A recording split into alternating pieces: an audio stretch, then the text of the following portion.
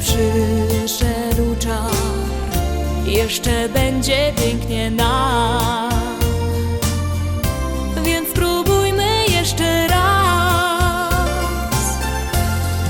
Miłość rozkwita w nas. Czy wiesz, co mi na dnie w duszy gra? Miłości nudę, którą mam.